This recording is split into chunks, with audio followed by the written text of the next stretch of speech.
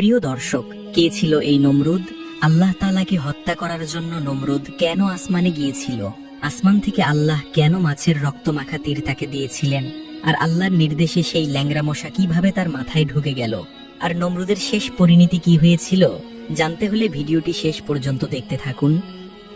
একদা আল্লাহ রব্বুল আলামিন হযরত ইব্রাহিম আলাইহিস সালামকে নির্দেশ দিয়েছিলেন, হে ইব্রাহিম, তুমি যাও গিয়ে নমরুদকে দ্বীনের প্রতি আহ্বান করো।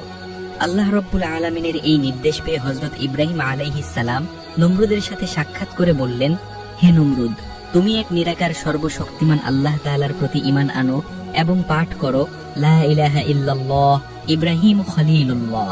আল্লাহ ছাড়া কোনো মাবুদ নাই, ইব্রাহিম আল্লাহ তাআলার বন্ধু। নমরুদ জবাব দিল, হে ইব্রাহিম, তোমার আল্লাহর নিকট আমার কোনো প্রয়োজন নেই, আমি নিজেই তো একজন রব। আমি অল্প দিনের মধ্যেই তোমার রবের প্রাণ সংহার করে তার রাজ্য কেড়ে নিব। নাউজুবিল্লাহ। হযরত ইব্রাহিম আলাইহিস সালাতুস সালাম বললেন, ওহে কাফের নমরুদ, তুমি আমার রবকে কোথায় খুঁজে পাবে? নমরুদ বলল, সেই ব্যবস্থা আমি করে নিব, যথাসময় তা দেখতে পাবে। এরপরে নমরুদ চিন্তা করতে লাগলো আল্লাহ তাআলাকে কিভাবে হত্যা করা যায়। সে সময় ইবলিস এসে নমরুদকে পরামর্শ দিল, তুমি বৃহৎ আকার 4টি শকুন পালতে থাকো। ইবলিসের পরামর্শ মোতাবেক নমরুদ বৃহৎ আকার 4টি শকুন পালতে লাগলো এবং তাদেরকে যথেষ্ট পরিমাণে মূল্যবান খাদ্য খাইয়ে অনেক মোটা তাজা ও শক্তিশালী করে তুলল। এরপর একদিন 4 পায়া বিশিষ্ট একটি ছোট চৌকি নির্মাণ করে পায়ার নিচের দিকে শকুন 4টিকে সুবিধা মতো বেঁধে নিল, আর শকুনের চোখের সামনে উপরের দিকে নাগালের বাইরে বেঁধে দিল 4টি গোশতের টুকরো। ইতিপূর্বে শকুন 4টিকে 2 দিন ধরে ক্ষুধার্ত রাখা হয়েছিল, তাই ক্ষুধার্ত শকুনগুলো খাবারের জন্য ছটফট করছিল। এই কারণে তারা তাদের উপরে বাঁধা গোশতগুলো খাওয়ার লোভে উড়তে লাগলো। উড্ডয়নের পূর্বে নমরুদ তার তীর, ধনুক ও একজন সঙ্গী সহ চৌকির উপর আরোহণ করে বসল।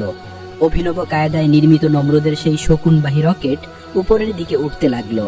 শকুন 4টির টার্গেট ছিল গোশতের টুকরোগুলো, আর নমরুদের টার্গেট ছিল আল্লাহ রাব্বুল আলামিনকে হত্যা করা। নাউযুবিল্লাহ।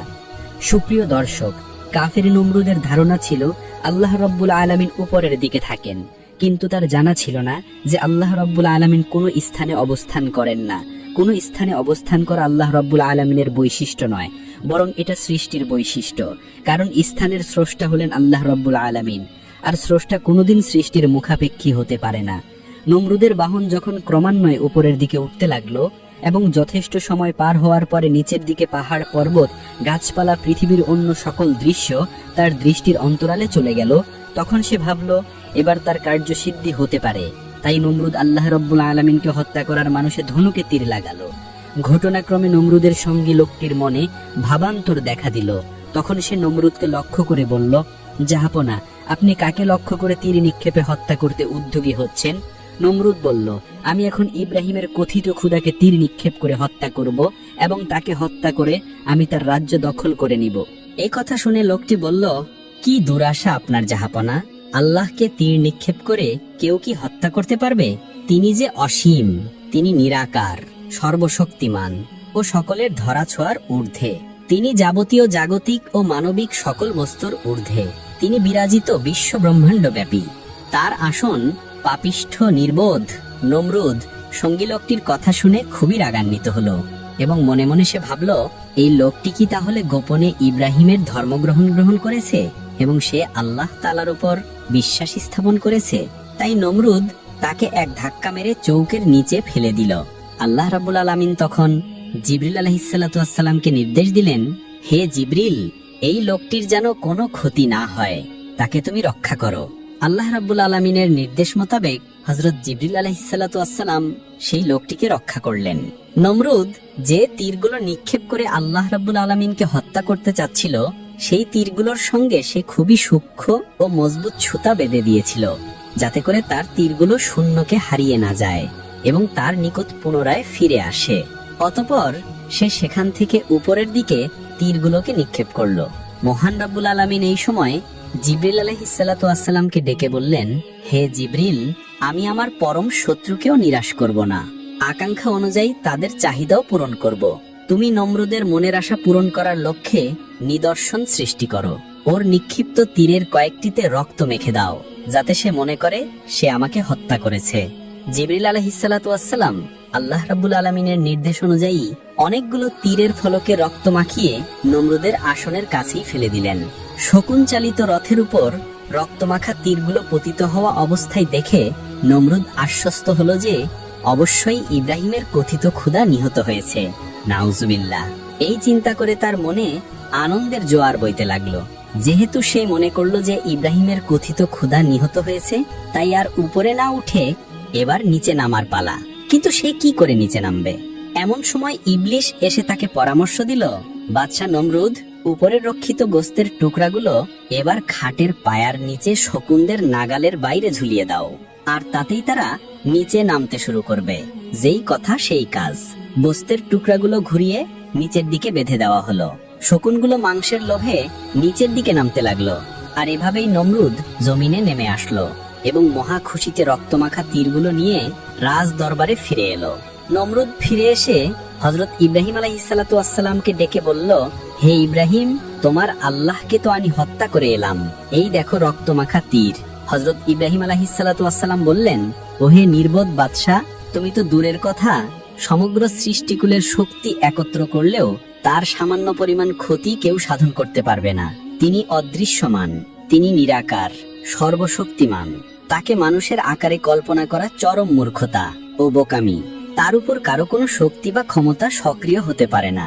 নমরুদ হযরত ইব্রাহিম আলাইহিসসালাতু ওয়াসসালামের কথা শুনে বলল, আচ্ছা, তোমার যদি তাই মনে হয় যে আমি তোমার খোদাকে হত্যা করতে পারিনি, তাহলে আমি তোমার খোদার সাথে যুদ্ধ করতে চাই। বলো, তোমার খোদার সৈন্য সামন্তের সংখ্যা কত? হযরত ইব্রাহিম আলাইহিসসালাতু ওয়াসসালাম বললেন, আমার খোদার সৈন্য সামন্তের সংখ্যা অগণিত। তার সৈন্য সামন্তের সংখ্যা কোনোদিনও হিসাব নিকাশ করে কোনো মানুষ শেষ করতে পারবে না। তাছাড়া তিনি তার সৈন্য সামন্ত ছাড়াও একাই যে কোনো পরিস্থিতিতে মোকাবিলা করতে সক্ষম। নমরুদ বলল, ঠিক আছে, তোমার রবের সৈন্য সংখ্যার জানার প্রয়োজন আমার নেই। তুমি তোমার রবকে তার সৈন্য সামন্ত নিয়ে 3 দিনের মধ্যে যুদ্ধের জন্য প্রস্তুত হতে বলো। তোমার খোদার সৈন্যদের যদি সাহস থাকে যে তারা আমার সাথে যুদ্ধ করবে, তাহলে তারা আসমানের নিচে নেমে আসুক। তোমার রবের সৈন্য সামন্ত নমরুদের নাম শুনেছে, কিন্তু নমরুদকে তারা এখনো চিনতে পারেনি। তারা জানে না নমরুদের প্রতাপ কত বেশি, এবং তার সৈন্য সংখ্যা কত বিশাল, এবং তার রণকৌশল কত সুবিন্যস্ত। এই যুদ্ধে তোমার রবের ক্ষমতা চূর্ণ বিচূর্ণ করে দিব। ইব্রাহিম আলাইহিসসালাতু ওয়াসসালাম নমরুদের এসব কথা শুনে তিনি হেসে দিলেন। হেসে হেসে বললেন, হে ভূত, হে বোকা, আমার রবের সেনাদের সাথে যদি তোমার যুদ্ধ করার খাহেশ জেগেই থাকে, তবে তাই হোক, তুমি তোমার সৈন্য সামন্ত নিয়ে প্রস্তুত থাকো। নমরুদ উত্তরে বলল, ঠিক আছে, আমি আমার সৈন্যদলকে প্রস্তুত হতে বলছি, তুমিও তোমার খোদার সৈন্যদেরকে নিয়ে প্রস্তুত হতে বলো। হযরত ইব্রাহিম আলাইহিসসালাতু ওয়াসসালাম বললেন, আল্লাহর সৈনিকরা সব সময় প্রস্তুত হয়েই থাকে, শুধু হুকুমের অপেক্ষা মাত্র। সুপ্রিয় দর্শক, আমরা এতক্ষণ পর্যন্ত যে ঘটনাটি উল্লেখ করলাম তা বর্ণনার কিছু পার্থক্য সহ আল কামেল ফি তারিক নামক কিতাবের প্রথম খণ্ডে সব বিস্তারিত উল্লেখিত রয়েছে। ইব্রাহিম আলাইহিসসালাতু ওয়াসসালামের সাথে উক্ত কথাবার্তার পরেই নমরুদ তার সৈন্যবাহিনীকে খোদাই ফৌজের সাথে যুদ্ধ করতে প্রস্তুত হবার নির্দেশ প্রদান করল। সেনা বিভাগের সাজসজ্জ হওয়া পড়ে গেল। সব ধরনের যুদ্ধের অস্ত্রের রসদ সম্ভার প্রস্তুত করতে লেগে গেল। তাছাড়াও নমরুদ অধীনস্থ মিত্র রাজ্যসমূহের রাজাদেরও কড়া নির্দেশ দিল, তারা যেন নিজ নিজ সৈন্য সামন্ত নিয়ে বাবেল অভিমুখে অবিলম্বে যাত্রা করে। তাদেরকে জানিয়ে দেওয়া হলো, এক প্রবল বিপক্ষ সৈন্যদলের সাথে গুরুতর যুদ্ধে লিপ্ত হতে হবে। নির্দেশ মোতাবেক অনুগত রাজাগণ তাদের বাহিনীতে যত সৈন্য সামন্ত ছিল সব নিয়ে বাবেল এসে উপস্থিত হলেন। এই অবস্থা প্রত্যক্ষ করে হযরত ইব্রাহিম আলাইহিসসালাতু ওয়াসসালাম আল্লাহ তাআলার দরবারে ফরিয়াদ করলেন, হে আল্লাহ, আপনি অবশ্যই সবকিছু দেখছেন, কোনো কিছুই আপনার অগোচরে নেই। বাদশাহ নমরুদের সর্দারিত্ব সীমা ছাড়িয়ে গিয়েছে। অহংকারে সে ধরাকে সরা জ্ঞান করছে। তার দর্প যদি চূর্ণ না করা হয় এবং তার উপযুক্ত শাস্তির ব্যবস্থা যদি না করা হয়, তাহলে সাধারণ লোকজন ব্যাপক বিভ্রান্তির মধ্যে পড়ে বিপদগামী হয়ে যাবে, আর সত্য ধর্মের অনুসারী ও অনুগামী হবে না। তার ব্যাপারে ফয়সালার জন্য আপনার কাছে সবকিছু সুপর্দ করলাম। মহান আল্লাহ তাআলা ইব্রাহিম আলাইহিসসালাতু ওয়াসসালামের দোয়া কবুল করলেন। আল্লাহ তাআলার নির্দেশে হযরত জিবরিল আলাইহিসসালাতু ওয়াসসালাম ইব্রাহিম আলাইহিসসালাতু ওয়াসসালামকে জানিয়ে দিলেন, হে আল্লাহর নবী, আপনার চিন্তার কোনো কারণ নেই। নমরুদের চ্যালেঞ্জের মুখে আল্লাহ তাআলা আপনাকে লাঞ্ছিত করবেন না। অতি শীঘ্রই আল্লাহ তাআলা পাপিষ্ঠ নমরুদকে চরম শাস্তি প্রদান করবেন। সৈন্য সামন্তের আধিক্যে তার যে অহমিকা সৃষ্টি হয়েছে তা অচিরেই ধ্বংসপ্রাপ্ত হয়ে যাবে। বিজয় সুনিশ্চিত আপনারই। এ কথা শুনে হযরত ইব্রাহিম আলাইহিস সালাতু ওয়াস সালাম চিন্তামুক্ত হয়ে আল্লাহ তাআলার দরবারে শুকরিয়া জ্ঞাপন করলেন। কথিত আছে যে নমরুদ হাজারো লাখো সৈন্য সমাবেশ করে এবং তাদের তাঁবু কাটতে শত শত ক্রোশ পরিমাণ জায়গার প্রয়োজন হয়। নবীগণ কেউ কারো ধ্বংস কামনা করে না। নমরুদের যুদ্ধের প্রস্তুতি, সৈন্য সামন্ত সমবেত করা এবং সার্বিক পরিস্থিতি গ্রহণ করা, এরপরেও হযরত ইব্রাহিম আলাইহিস সালাতু ওয়াস সালাম শেষবারের মতো আরো একবার তাকে বললেন, হে নমরুদ, তুমি কার বিরুদ্ধে যুদ্ধ করতে চাচ্ছ তা কি ভেবে দেখেছো? তুমি এবং আমি সকলেই যার মুখাপেক্ষী, যিনি আমাদের রিজিক দাতা, যিনি সার্বভৌম ক্ষমতার মালিক, যার ক্ষমতা এত অসীম ও প্রবল যে ইচ্ছা করলে তিনি যে কোনো মুহূর্তেই প্রস্তুতি গ্রহণ ছাড়াই চোখের পলকে সারা জাহান ধ্বংস করে দিতে পারেন। তার বিরুদ্ধে এত জাঁকজমকের সাথে যুদ্ধে লিপ্ত হওয়া তোমার ধ্বংসের অনিবার্য একটি মহান নির্বুদ্ধিতার কাজ। আমি তোমাকে শেষবারের মতো আল্লাহ রাব্বুল আলামিনের উপর বিশ্বাস স্থাপন করার জন্য আহ্বান জানাচ্ছি। বাদশা নমরুদ ইব্রাহিম আলাইহিস সালাতু ওয়াস সালামের কথা শুনে বলল, হে ইব্রাহিম, আমার এই সামান্য প্রস্তুতি দেখেই ঘাবড়িয়ে গিয়ে এসব কথা বলছো তুমি? আমি তোমাকে পূর্বেই বলছি, বহুবার বলেছি, এখনো বলছি, তুমি আর কখনো আমাকে তোমার সেই কল্পিত রবের মিথ্যা শক্তির ভীতি প্রদর্শন আমাকে করবে না। নমরুদ যে ভয় পাওয়ার পাত্র নয়, সে কি তোমার জানা নেই? তোমার রবের সৈন্য সামন্তের সংখ্যা নাকি শেষ হয়ে গেল, তুমি এসব কথা বলছো? আমি কি তোমার এসব কথা শুনে যুদ্ধ থেকে বিরত থাকবো? তা কখনো নয়। আমি অবশ্যই যুদ্ধ করব। আমি তোমার রবের ক্ষমতা দেখে নেব। অতএব যাও, তুমি তোমার রবের সৈন্য সামন্ত নিয়ে প্রস্তুত হয়ে আমার সাথে যুদ্ধ করার জন্য আসতে বলো। নমরুদের কথাবার্তা শুনে হযরত ইব্রাহিম আলাইহিস সালাতু ওয়াস সালাম মনে খুবই ব্যথা পেলেন, কারণ তিনি বুঝতে পেরেছিলেন নমরুদ শুধু নিজেই ধ্বংসপ্রাপ্ত হবে না, আল্লাহ তাআলার গজবে পতিত হয়ে লক্ষ লক্ষ সৈন্য সামন্ত সবাই ধ্বংসপ্রাপ্ত হয়ে যাবে। কোন নবী চান না আল্লাহর শ্রেষ্ঠ বান্দা আশরাফুল মাখলুকাত মানুষ ধ্বংস হয়ে চিরকালের জন্য জাহান্নামে পতিত হোক, কিন্তু উপায় নেই। তাই তিনি ব্যথিত চিত্তে আল্লাহ তাআলার দরবারে ফরিয়াদ করলেন, হে মাবুদ, আমি নমরুদকে সঠিক পথে আনার জন্য চেষ্টার কোনো ত্রুটি করিনি, কিন্তু আমি যতই চেষ্টা করি না কেন সে তোমাকে দুর্বল মনে করে নিজেকে সার্বিক শক্তির অধিকারী মনে করে। সুতরাং এখন আর শাস্তির বিধান না করে বিকল্প আর কোনো রাস্তা নেই। সঙ্গে সঙ্গে আল্লাহ তাআলার তরফ থেকে ওহীর মাধ্যমে জিজ্ঞেস করা হলো, হে আমার খালিলুল্লাহ, তুমি বলো নমরুদের বিরুদ্ধে আমি কোন ধরনের সৈন্য পাঠিয়ে দিব? হযরত ইব্রাহিম আলাইহিস সালাতু ওয়াস সালাম আরজ করলেন, হে আমার মাবুদ, নমরুদ যতই বড়াই করুক না কেন তোমার একটি গজবে তার সবকিছুই ধ্বংস হতে পারে। সুতরাং আমি কামনা করছি যে তাকে একটি ক্ষুদ্র শক্তি দিয়ে চরম শিক্ষা দেওয়া। পার্থিব শক্তি যতই প্রবল হোক না কেন মহান মালিকের সামান্য ক্ষুদ্রাদি ক্ষুদ্র শক্তির নিকট অসীম শক্তিগুলো অসহায়। সে এই কারণে আমার ইচ্ছে আপনি নমরুদকে ও তার সৈন্য সামন্তদেরকে ক্ষুদ্র ক্ষুদ্র মশা দ্বারা ধ্বংস করে দিন। আল্লাহ রব্বুল আলামিন হযরত ইব্রাহিম আলাইহিস সালাতু ওয়াস সালামের ফরিয়াদ অনুসারে এই পদ্ধতিতেই নমরুদের অনিবার্য ধ্বংস কার্যকর করলেন। ঠিক তার 3 দিন পরই নমরুদ তার বিশাল সৈন্য সামন্ত নিয়ে আল্লাহ রব্বুল আলামিনের সাথে যুদ্ধ করার জন্য মাঠে প্রস্তুত হয়ে গেল। তারা অনেকক্ষণ যাবৎ আল্লাহ তাআলার সৈন্যদের জন্য অপেক্ষা করতে লাগলো, কিন্তু যখন তারা দেখলো মহান রবের সৈনিকরা কখনো আসছে না, তখন নমরুদ ইব্রাহিমকে জিজ্ঞেস করলো, হে ইব্রাহিম, আমার সৈন্যবাহিনী তো আগেই প্রস্তুত হয়ে আছে, তোমার খোদার সৈনিক বাহিনী কোথায়? ইব্রাহিম আলাইহিস সালাতু ওয়াস সালাম বললেন, একটু অপেক্ষা করো, আমার রবের সৈনিকরা কিছুক্ষণের মাঝেই উপস্থিত হয়ে যাবে। তাফসির ইবনে কাসিরে উল্লেখিত রয়েছে, নমরুদ এক বিরাট সেনাবাহিনী নিয়ে সূর্যোদয়ের সময় যুদ্ধক্ষেত্রে এসে উপস্থিত হয়। এ সময় আল্লাহ রব্বুল আলামিন মশাদেরকে আদেশ দেন, হে মশার দল, আজ তোমাদের জন্য আমি উত্তম খাবারের ব্যবস্থা করেছি। তোমরা আজ নমরুদের সৈনিকদের গোশত ভক্ষণ করে তোমাদের উদর ভর্তি করে নাও। আল্লাহ রব্বুল আলামিনের নির্দেশ পেয়ে পূর্ব দিগন্ত থেকে মশাগুলি ঝাঁকে ঝাঁকে ছুটে আসতে লাগলো। এই দৃশ্য দেখে হযরত ইব্রাহিম আলাইহিস সালাতু ওয়াস সালাম আকাশের দিকে তাকিয়ে বললেন, ওই যে দেখো, আমার রবের সৈন্য সামন্ত আসছে। তখন নমরুদ ও তার সৈন্য সামন্তরা আকাশের দিকে তাকিয়ে দেখতে পেল যে এক বিরাট ঘন কৃষ্ণবর্ণ মেঘ সারা আকাশ ছেয়ে ফেলছে। তারা মনে করলো যে এখনই হয়তো মুষলধারে বৃষ্টিপাত আরম্ভ হবে, কিন্তু কিছুক্ষণের মধ্যেই তাদের সে ধারণা ভুল প্রমাণিত হলো।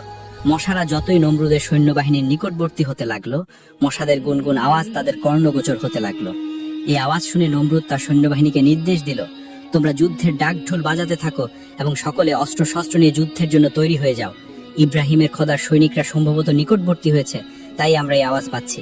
তারা রণক্ষেত্রে উপস্থিত হওয়া মাত্রই কোনো নির্দেশের অপেক্ষা না করে তাদের উপর এমন ভাবে ঝাঁপিয়ে পড়বে যেন একটি সৈন্য জীবিত অবস্থায় ফিরে যেতে না পারে। রণপ্রস্তুতি সম্পন্ন হলো।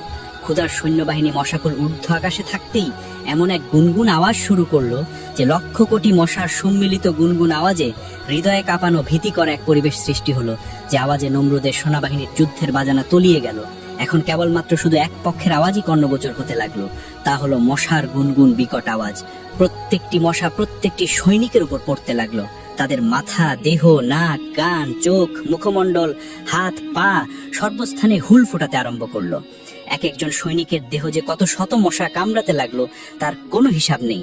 মশারা সব স্থানেই এমন ভাবে ধ্বংসন করতে লাগলো যে সৈন্যরা হাতের অস্ত্র ফেলে দিয়ে মশা তাড়াতেও দেহ চুলকাতে ব্যস্ত হয়ে পড়লো। যুদ্ধ আর করবে কি?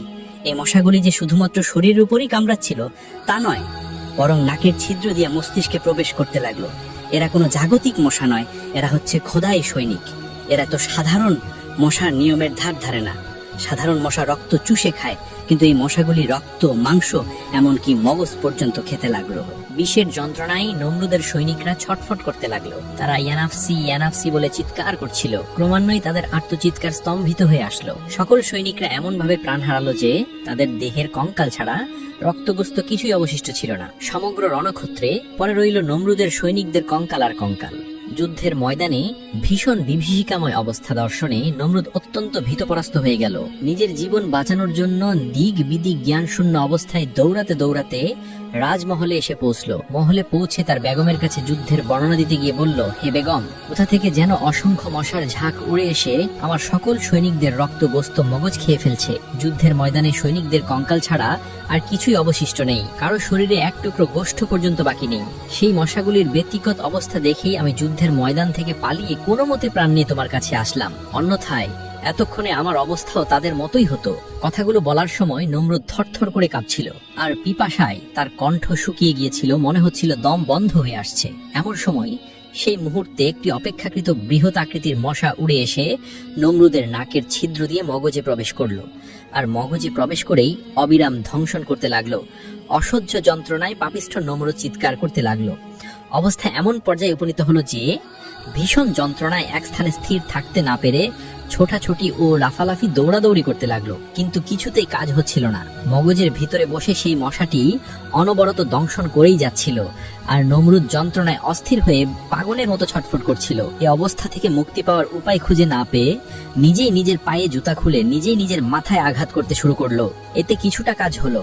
জুতা পেটা করলেই মশার দংশন থেকে বিরত থাকতো, এতে নমরুদ কিছুটা স্বস্তি বোধ করত। কিন্তু যখনই মাথায় জুতার আঘাত বন্ধ করলো তখনই আবার মশাটি দংশন করতে শুরু করলো। তখন বাচ্চা নমরুদ নিজ মাথায় নিজের জুতা দিয়ে পেটাতে শুরু করে।